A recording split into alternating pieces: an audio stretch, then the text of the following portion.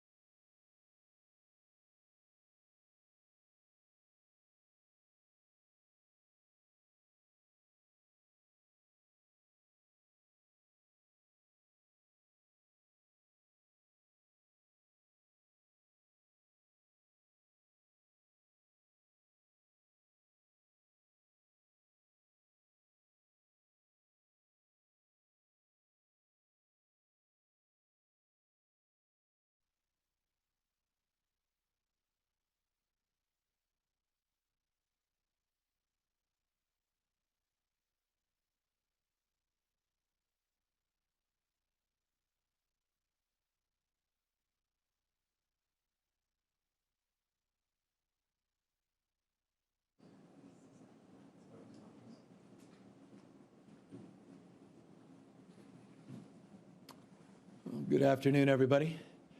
It has been said that if you have your health, you have a million dreams. If you don't have your health, you have but one.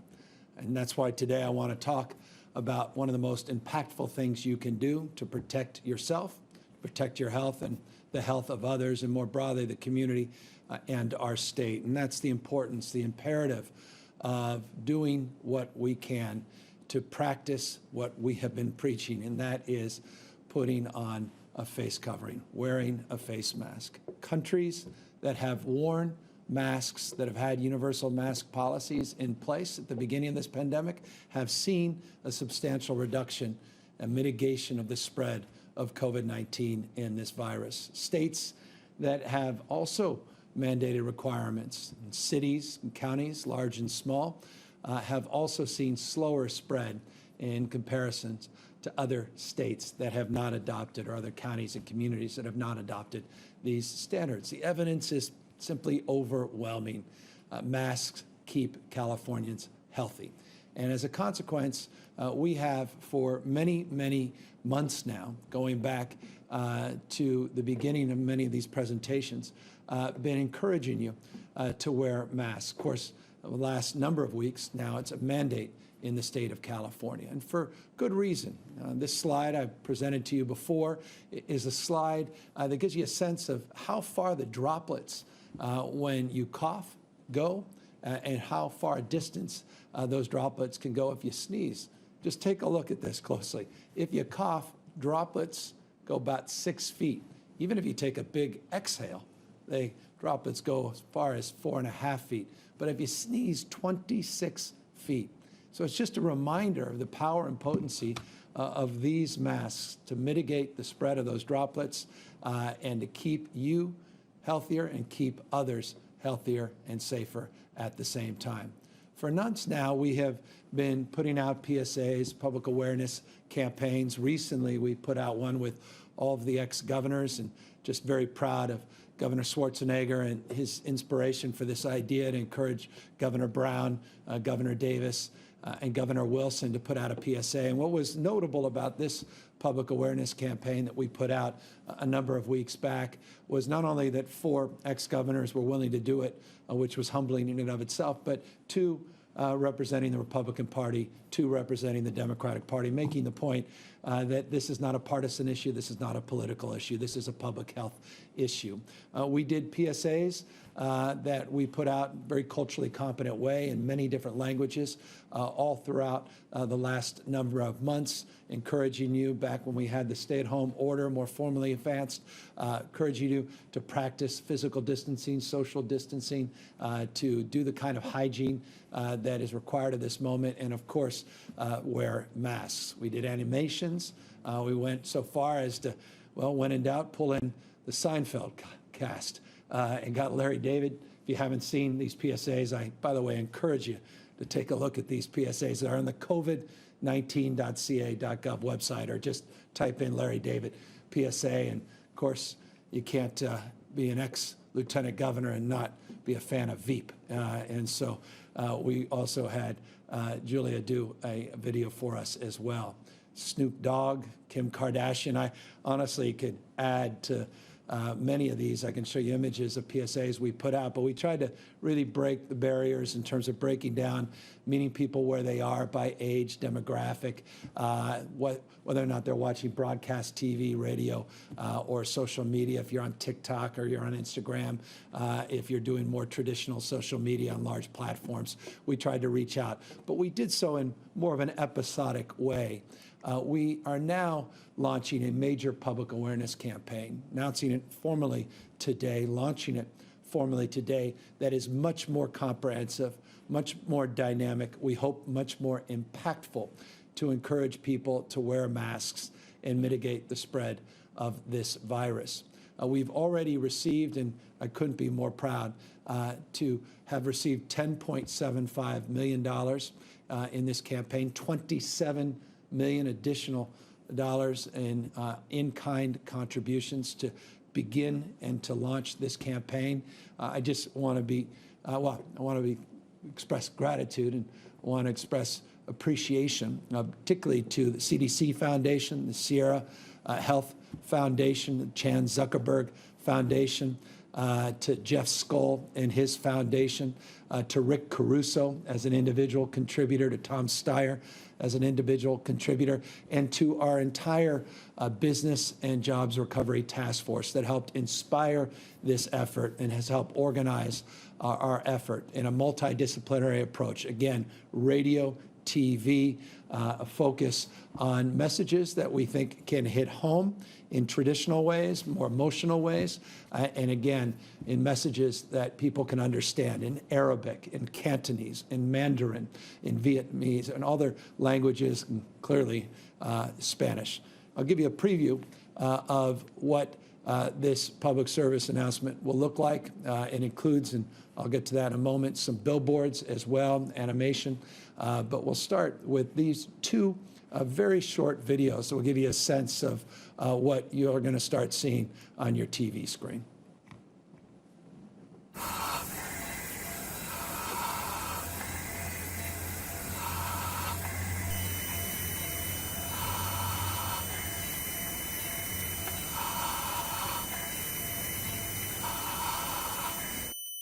Con el sudor en la frente y las sonrisas escondidas, los lentes empañados y las miradas dedicadas, un pedacito de tela demuestra que los demás te importan.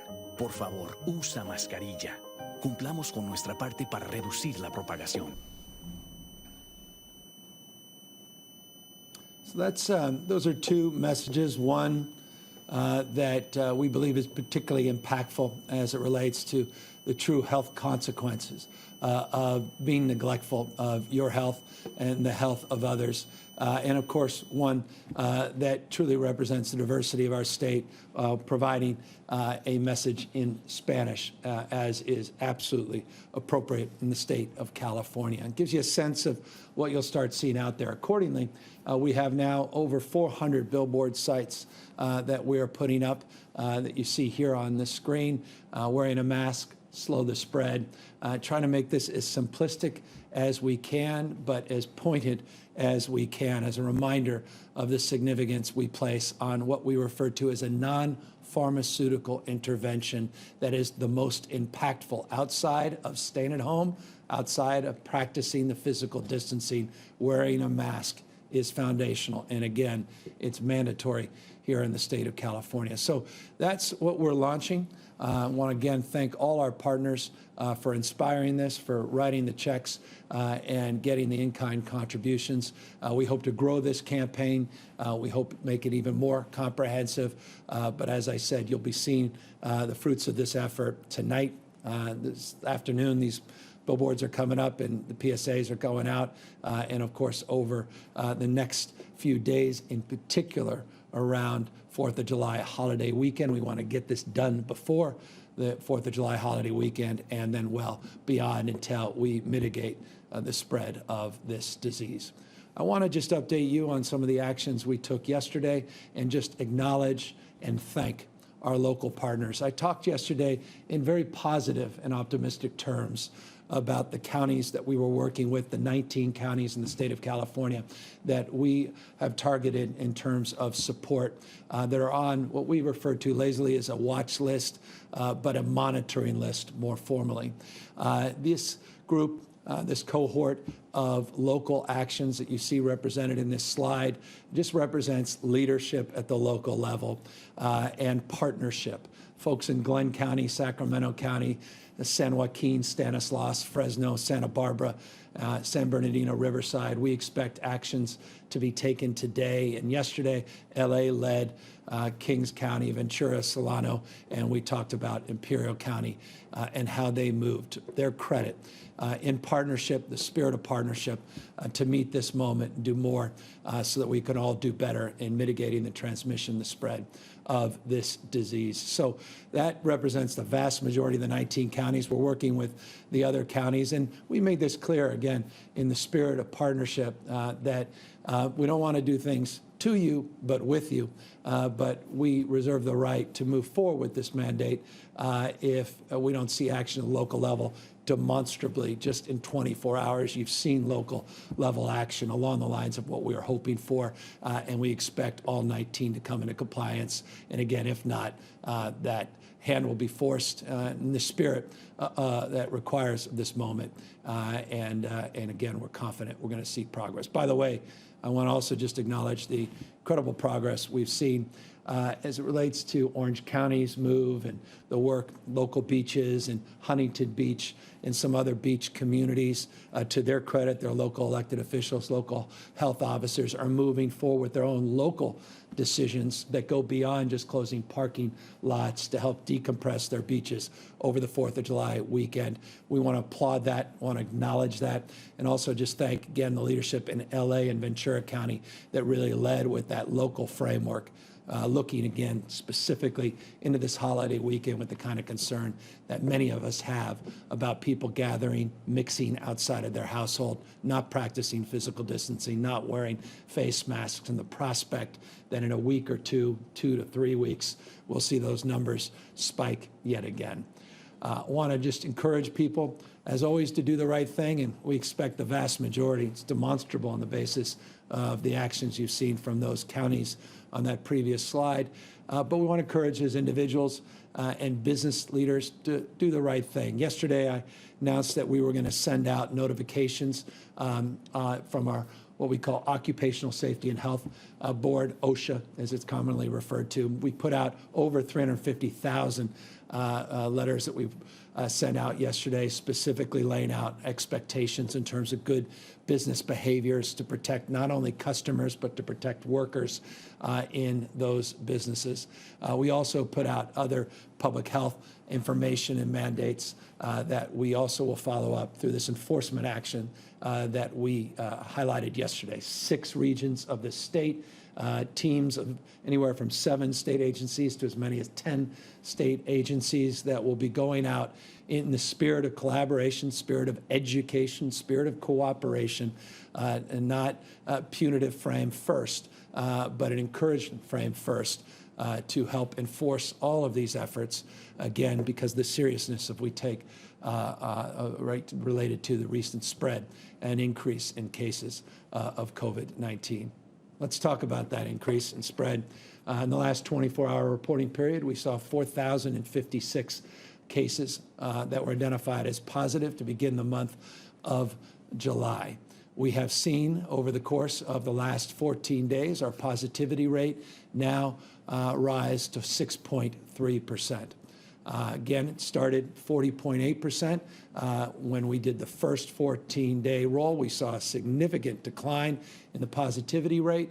Unfortunately, we're starting to see an increase in the positivity rate, not only over a 14-day period, but over the last 7 days, it has been 6.9%. Looking, though, at the 14-day period, I want to show you that trend line. This is why we have the mask mandate. This is why we're doing the PSAs. This is why we're encouraging you to take individual responsibility, more social responsibility to protect your family, your friends, and the broader community. But the slide you see represented here, that increase in that orange line represents a 37% increase in the positivity rate just over a 2-week period. Again, now over a 14-day period, 6.3%. The number of hospitalizations, I've said this on many occasions, I'll repeat it again today. Hospitalizations, as you see positivity rates go up, total number of cases that are identified as positive, we're going to see a trend line of increase in hospitalization as a lagging indicator. We've now had a 56% increase in hospitalizations over the 2-week reporting period. 56%, just over a 2-week reporting period. Again, reinforcing the importance of these local actions and reinforcing the importance of your personal responsibility, your actions on behalf of yourself, your families, over the course of this holiday weekend. Total number of hospitalizations represents 5,355 patients in a hospital system that has capacity for 73,867. So again, that represents about 7% of the total population of our current hospital system beds. The total number of people, patients admitted overall is 46,035. That's represented in that 62% number. This again is a slide, if you've been watching, tuning in, you're very familiar with, but that COVID patient population still represents about 7%, 6-7%. It's been rather consistent over the course of the last number of days, moving to last week. ICUs are up some 49% in the last 2 weeks. You can see, not surprisingly, as you see trend line increase on positivity rates, trend line increases on hospital rates, invariably we'll see trend lines increasing on ICU admissions. The ICU admissions represent on this pie chart, you'll see that subset of the 10,788 total ICU beds, 1,676 are filled with ICU COVID positive patients. We still have capacity in our ICU system. Again, this is capacity in the aggregate. And I'll remind everybody, none of us live in the aggregate. We live in communities large and small, different hospital resources, different capacity resources, but this in the aggregate represents our total capacity, including the total number of ventilators in the state, still in excess of 11,400 plus ventilators that we have within the hospital system and in our cache here at the Office of Emergency Service, what we refer to as EMSA. As it relates to this 4th of July weekend, again, we have the mandatory closures as it relates to certain activities within sectors, within businesses. Indoor activities is where we're trying to push outdoors. Indoor dining, we want to push is outdoor dining. I want to get as many of those activities where you're mixing or could come into contact with people you haven't been with in your household. You may come into contact and mix with them, increasing the likelihood of the spread of this virus. We're trying to mitigate that. And this 4th of July weekend is one of the most social weekends in our lives. This is perhaps my last formal opportunity as we move into that weekend. Many of you will move in tomorrow on Friday, not just formally over Saturday and Sunday. I want to remind you that many cities have already canceled their fireworks shows. Many cities have already adopted their own local guidelines saying we'll continue to do our fireworks, but we encourage you to stay in your cars or stay home and just enjoy them from afar. Again, in those 19 counties that we are working very closely with, we want to see those fireworks shows diminished or eliminated. Accordingly, we want to remind you that we don't want to see you, a bunch of strangers, without being physically distanced and without wearing face coverings over the weekend to the extent you can. That's why we say avoid crowds and avoid going to large parades outside of your household. Again, this is common sense, and I don't mean to be patronizing or paternalistic about all of this. I'm just working with local health officials, dealing with the data, the science, trying to mitigate, as we were so successful mitigating the spread of this disease by tempering that growth of the curve in the beginning. We need to do that again. We will do that again, and it's really going to be up to each and every one of you to see how quickly we can do that. And that's why this weekend is so important. We put out more formal 4th of July weekend guidelines that are up on the covid19.ca.gov website, but encourage you to follow them, take seriously this weekend, take seriously this moment that we're living in, a moment. It's not permanent, a moment that we'll get through together, but we have to continue to fight this disease, do more and do better. Accordingly, no important way you can do that than wearing a mask, wearing a face covering. And I want to just encourage all of you in the spirit that brings us this PSA, that brings this new media campaign to the forefront, to do what you can to protect yourself, to protect others, and send a message that recognizes that we're not out of this pandemic. We're still in the first wave, and we have a lot of work to do to mitigate the spread, to make sure that our hospital system is ready to receive people outside of an emergency for a COVID-related cause, to make sure our ICUs accordingly are free from COVID patients. In order to do that, there's nothing more important, impactful, and no greater imperative than wearing a face covering when you're out of your home, you're out and about in the community. So again, wishing all of you a happy 4th of July weekend with all of these criteria and conditions and modifications in mind. And as always, we are here to answer any questions.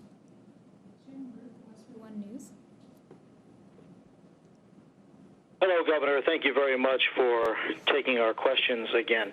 With all due respect, yesterday you talked about the enforcement being mostly on businesses. You're putting a lot of the responsibility, a lot of the onus, a lot of the consequences on businesses when there have been many instances of people ignoring the orders of the businesses in wearing face masks or physical distancing. So what is the harm in asking law enforcement agencies across the state to enforce in the LA County Sheriff's Department, at least in the West Hollywood area, they're going to issue tickets, $300, I think, for the first offense. So why not make that a mandate that if I was walking down the street with open container, I'd be stopped and given a ticket? Why not if I'm walking in a crowd without a mask, I don't get a ticket? I guess I don't understand why all of the consequence and onus is on the businesses, not the individual. Yeah, forgive me if you were led to that opinion yesterday. I went to great lengths, and this is an opportunity. I'm grateful for the opportunity and the question to prompt the opportunity to repeat some of the things I said. We began by talking about a fiscal contingency that we put into place with the California legislature. Some $2.5 billion in our budget is contingent upon counties enforcing the orders that their health officers have put forward. By definition, that's an enforcement mandate that goes far and wide beyond just the issue of enforcement for businesses. I highlighted businesses because as a business person myself, I think businesses have a role and responsibility to protect their workers as well as their customers. And that's why we have the frame of engagement, not a punitive frame, but a frame of education and engagement to work through conditions. We've got these teams in 6 different regions in the state. They're targeting enforcement based upon abuse. Again, not to try to be punitive, but people have turned their back or been particularly more problematic in the past. By definition, the contingency on the $2.5 billion related to health officers and mandates transcends, again, just the business sector. And that includes masks. It includes a cross-section of roles and responsibilities. So we look at regulatory, we look at codes, we look at encouragement, we look at education. That's the purpose of today's presentation, is an education campaign. And we look to local elected officials, local county officials, local sheriffs, local police officers, and the like to do justice.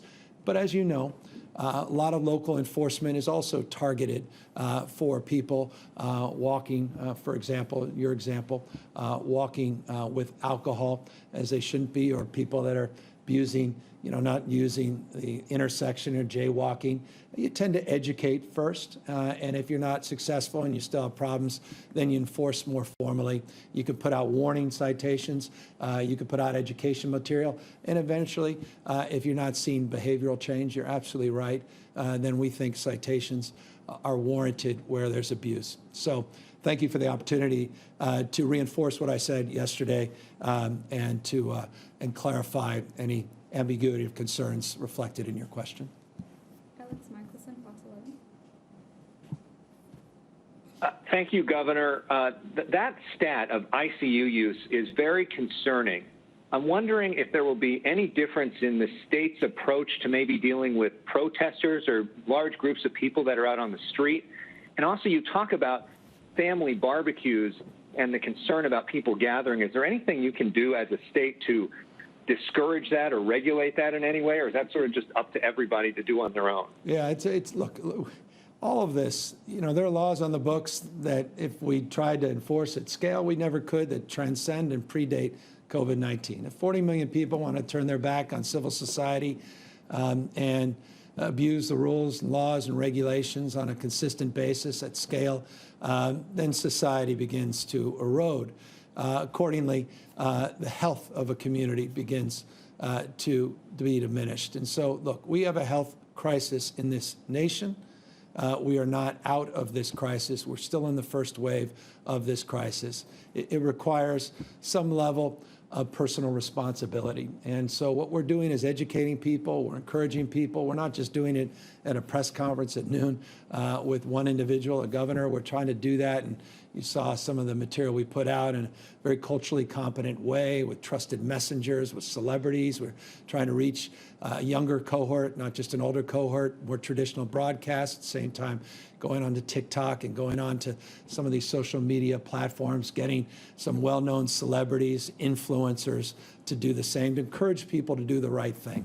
And that's what I'm asking, encouraging people to use their common sense to protect themselves. If for nothing else, consider yourself. But if you don't consider yourself, you feel like you're immune from prospects of having any health risks, consider others. Consider that video we put out of that person was holding on for her dear life.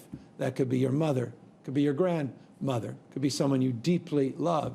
It also could be a stranger that you walked by in passing where you were asymptomatic or pre-symptomatic and you didn't experience any ill or you didn't feel any experience of any symptoms of feeling ill, and you may have spread that disease to someone and never known that 3 weeks later that person may be on an ICU. No one wants to do that. And so again, I'm just encouraging. At the same time, we're stepping up. We've been clear based on the previous question. We're stepping up our enforcement, not just to businesses, but across the spectrum, and encouraging people to do more and do better. Look, as it relates to the ICUs, you're absolutely right. ICUs are a point of real concern. It goes back to the ventilator questions. It goes back to our capacity well beyond just COVID-19 to deal with the needs of people in acute medical conditions. And so that's a number we have closely monitored. 49% increase in the last 2 weeks. 73 human beings lost their lives in the last 24 hours because of this disease. 110 lost their lives. And the reporting period that I provided you yesterday, don't think for a second we're out of the woods. As Dr. Galley reminds me, we're on the second or third inning of this 9-inning game. By no stretch are we out of the woods, but we can influence, we can mitigate the spread. We can, again, bend this curve. We can lower the ICU rates. We can lower the hospitalization rates. We can lower the positivity rates. We, collectively. Society becomes how we behave. In the collective, individual acts, smart, thoughtful, not only about yourself, but about others, will mitigate this spread. SF Chronicle. Hi, Governor. I wanted to ask about how the new restrictions that you announced yesterday change the reopening strategy going forward. Are there any lessons from what didn't work about the approach so far that's going to inform any changes to how those counties reopen at the end of these 3 weeks or however long it is before that you feel they're stable enough to start reopening businesses again? Have you developed a different strategy around that? No, I appreciate that question. It's a good question, and I hope you'll see represented in today's action an example of a response to your question. More targeted education. I think the most important thing we've learned over the course of the last number of months, even in the conversations that we have, the questions and the response through dozens and dozens of these opportunities that we share together in a very public way, is so often the conversation, the questions were about when, not how. We need to have a deeper conversation about how to safely reopen. And that's what this public education campaign is all about, and that's what you're going to hear from me more and more and more. And so directly in response to your question, let us begin anew to focus on the guidelines with more intensity, more specificity, and let us do more to focus on to how we can safely reopen. We can safely reopen, but we have to change, we have to modify, and we have to adapt different set of expectations and behaviors. And if we can't socially enforce them through encouragement and education, we'll have to lean in a little bit more to further the cause of mitigating this spread. Carla Marinucci, Politico. Hi, Governor. Thanks for taking the question. Given the alarming numbers that you just reported, what do you say to critics who suggest that, PSAs may be great, but it's time for your office to get tougher on enforcement? I know you've been asked this, but there are people that are saying, why aren't you just imposing fines on those who don't abide by the statewide mask mandate? When you've got cities doing it, why aren't you going there? And then there's local officials planning events in Fresno County. They say the Fresno Fair is going on despite the fact they're expecting 600,000 people to show up there, possibly just a fall surge occurs again. Are you going to take action against that and take some kind of measure to stop those kind of events? Enforce, basically. What's your answer? Thank you, Carla, for the question. It's an opportunity, again, to reinforce response I had to a few questions prior. Opportunity to reinforce what we said yesterday, and thank you for that opportunity as well to reinforce what we were previewing over the course of a number of weeks. Here is the substantive answer to your question. We have made contingent $2.5 billion of resources, what we refer to as CARES Act dollars and realignment dollars, to counties that are unwilling to enforce their local health officers' mandates. We have conditioned those dollars on a set of expectation that we will have more robust funding. Unfortunately, I couldn't do that on my own. I couldn't just sign an executive order to make contingent contributions to counties, I needed the consent and concurrence from the California legislature. Let me thank the California legislature. I was able to sign a budget just on Monday that afforded us the opportunity with the language in what we refer to as the trailer bill that allows contingent expectation of performance under the health ordinances that substantively goes to your question of enforcing the health ordinance and the mandates that we are providing. I yesterday announced that we have now sent out teams. These teams are teams that systemically are going to integrate in very, very prescriptive ways organizations and entities that are well known, like the Alcohol Beverage Control, with organizations that are less well known, like the BBC, not the ABC, which is the Board of Barbers and Cosmetologists, working with CHP, working with the Department of Labor, working with different state agencies, Consumer Affairs, and others in a cross-sectoral strategy to target in 6 regions in the state of California the enforcement. The state of California, and you know this well, state of California jurisdictionally is constructed not top-down but bottom-up. State of California has over 1,000 school districts, independently elected school boards. It has enforcement mechanisms that exist and reside even within the school system. Many of those school boards have hired their own police departments, which is a point of consternation, critique, and concern. Many of the enforcement mechanisms that reside within cities reside within city councils, reside directly with city administrators and mayors. At county level, county boards of supervisors fund primarily the county sheriffs. All of these jurisdictions have a role and responsibility to play on the enforcement. If we don't see those roles being advanced, if we don't see the level of enforcement that I can hear in your voice, you're encouraging, or you have described based upon those have inquired to you, that's precisely why we put up $2.5 billion of contingent money. It's precisely why we have these teams already assembled in 6 key regions in this state. It's precisely why we'll continue, because we have been enforcing at the Alcohol Beverage Control. We have been enforcing for months at BBC. We'll continue to build on that enforcement frame. And it's exactly why I began, forgive me for belaboring this, it's exactly why I began with that slide showing counties, including Fresno, that presumably is acting today based upon the input that they provided us this morning to advance the spirit and the letter of the mandate that we announced yesterday that should also mitigate the concern that you referenced about their particular activities. Brandon Pho, Voice of the Sea.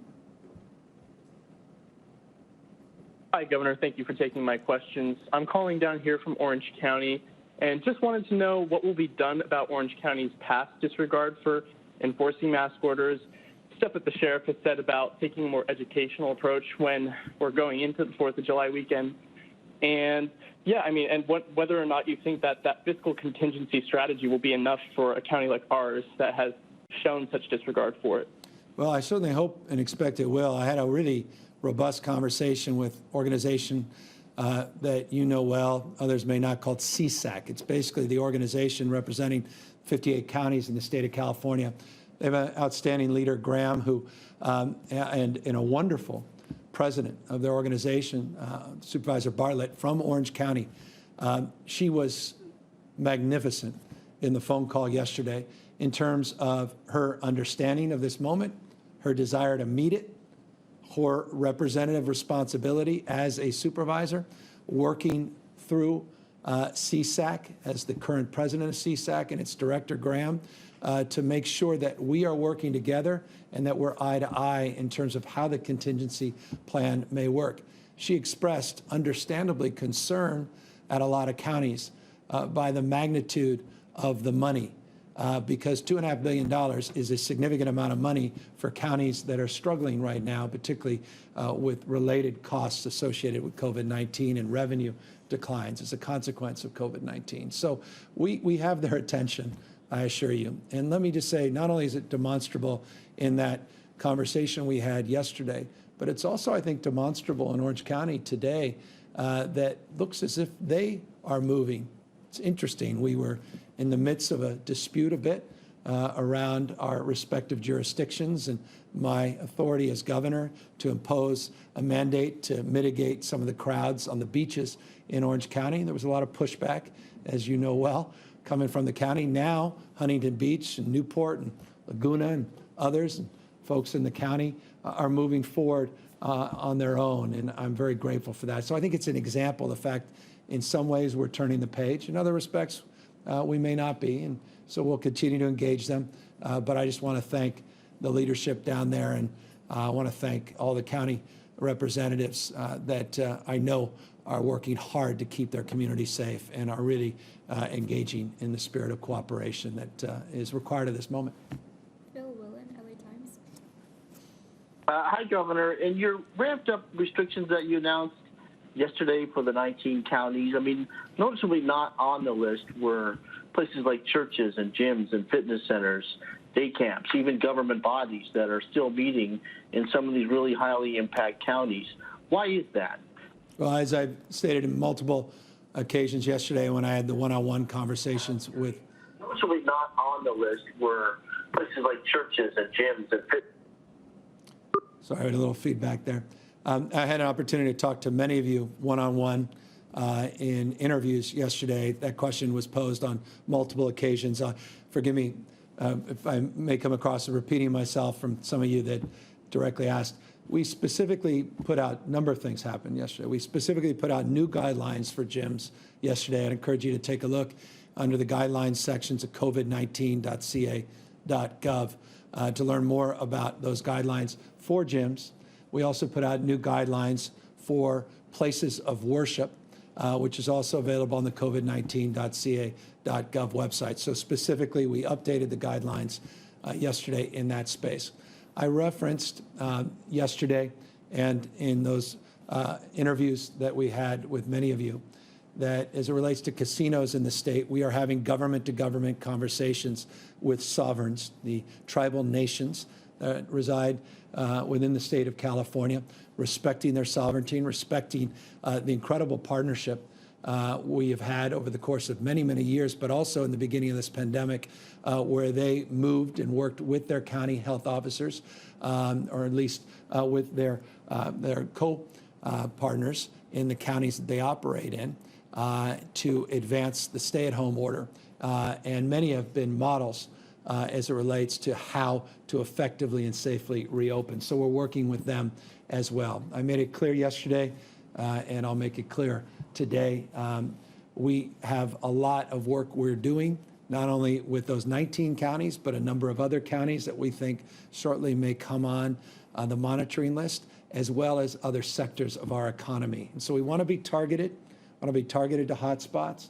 We want to be targeted based upon what we're hearing from health officials in counties as it relates to their concerns around spread. And we want to work as we have sectorally with industry leaders to put out guidelines and update them. And I can assure you, you'll be among the first to know. As soon as we make any additional updates, we will make them public, and we'll continue to monitor the situation and be flexible in our decision making on a daily basis. This disease doesn't take weekends off, nor do we in terms of updating our health advice and counsel. Ashley Zavala, KRON 4. Hi, Governor. I know yesterday, and correct me if I'm wrong, but I think you said that CHP was involved in the strike force on enforcement with the state's guidelines. But I'm looking at CHP's permit calendar for the 4th of July, the same day.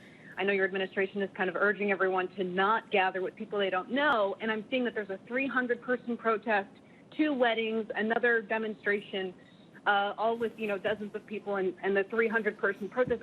I want to know what your, how you address what some might perceive as mixed messaging here. Yeah, I don't have the benefit of the details of the permits that they are looking at. Forgive me for not having that.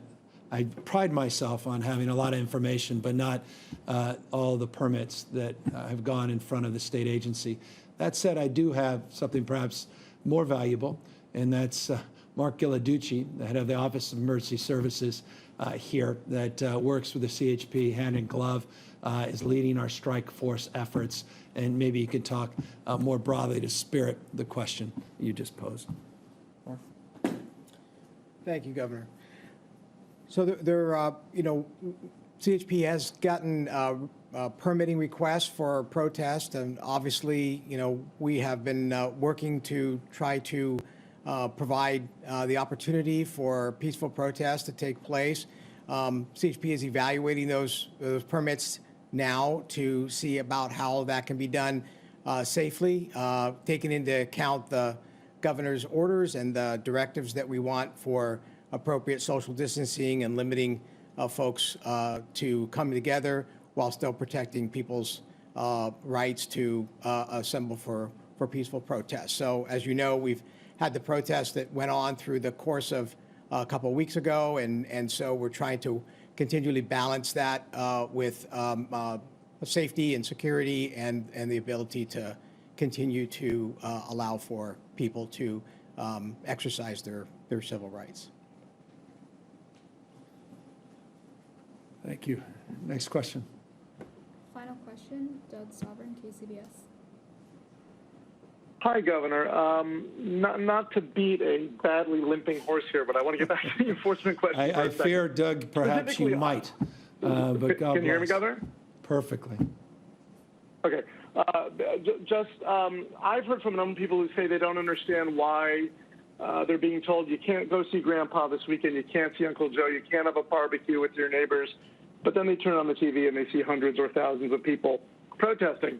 And can you explain, they see that as selective enforcement, preferential treatment given based on political persuasion. Can you explain for people why they should listen to these messages when they do see that happening and no one getting tickets, no one even being told to enforce the mask or social distancing rules? Yeah, if they care about their grandfather, their uncle, their aunt, that's why they should listen. Look, we're not going to everybody's backyard and enforcing, you know that, and they know that. We're just encouraging people to be safe, to be thoughtful about themselves and others. Just because, I honestly, I maybe was unique in my household, but I don't think it was. I think it's universally taught. Just because someone else is doing it doesn't mean you should. I remember my mother and my dad saying that on probably 2,000 occasions. Just because someone else is doing it doesn't mean you should. People know what the right thing to do is. I encourage them to do the right thing.